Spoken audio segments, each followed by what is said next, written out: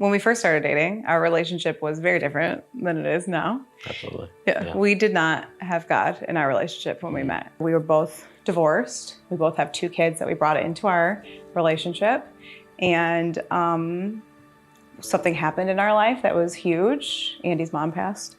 And when my mom passed, I was very conflicted, and it was a depression because it was like I didn't have Jesus and I didn't have a reason. It was like it was very like dark. It really was dark for me. But we moved in together, and we were not married. Yep. We were not engaged. We were raising children together, and then, you know, during grief and like a really difficult time, and that's when I was like, I think we need something. And like, I don't know what it is. Like, truly, I had no idea what we needed. We needed something though. So the only thing I could think of was like, maybe we should go to church. Maybe that'll help us. We walked in and it was like, yes, this is it. I was so excited. I mean, like the first service we came in, my oldest, she just started like crying, and I'm crying, and we're just like, and I said, this is amazing, isn't it? You know, and like we were just, it was the best thing that happened to us, really. Yeah.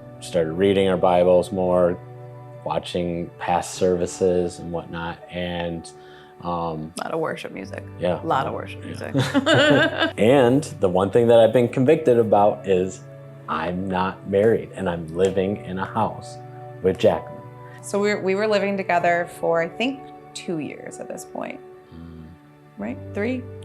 I don't know. Yeah. It was a while. Yeah. A year and a half. A couple of years.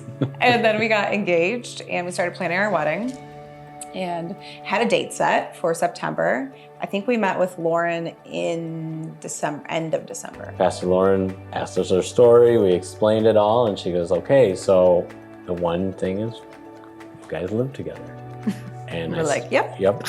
And she goes, so. She kind of was like, what's the holdup? And we were like, I don't know. And she goes, go home and pray on it. Yeah. And like we went home, and our prayer was right away, like, yes, this is the answer, right? And so I knew it, like even when she said it, I was like, I know I teared up even, because it was like, there's my answer. It was like 2 weeks between meeting her and deciding, let's just get married. There's no reason why I wouldn't have married him earlier. And I wanted to honor God. Like I wanted to be obedient. But it was super important to us for it to just be us. So keeping it a secret was probably one of the hardest things. Yes. Why keep it a secret? Because then it was like this thing that we had, us and God, and that was it. We decided to do 2, and the reason for the second one was to really, we wanted to shock people first of all, but also celebrate and celebrate God and really share our testimony. And we did the whole ceremony. Like we didn't like cut things out. Like it was everything that we wanted in it. And then actually in my vows, the end of my vows said, I love you so much I'd marry you twice. And then we just like left it there for a second. Yeah. And people were like, what? And then Pastor Lauren came in, and she was like, I would say now I pronounce them husband and wife, but I already did it. Yeah. So it was like silent for a minute, and then like, yeah.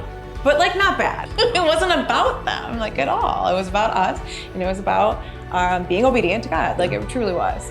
If you feel like any type of conviction from the Lord, like I think you need to run in that direction. That's what I think. What we're talking about here is the radical obedience, and it was like, at first it wasn't easy. There's a lot of things changing. I mean, talking to our kids about it now, and they're like, what? It's like confusing right? for them as well too. And us having exes involved with their own beliefs, God just works so good, and he just, we're here now, and I just see how we got here, and everything just lined up.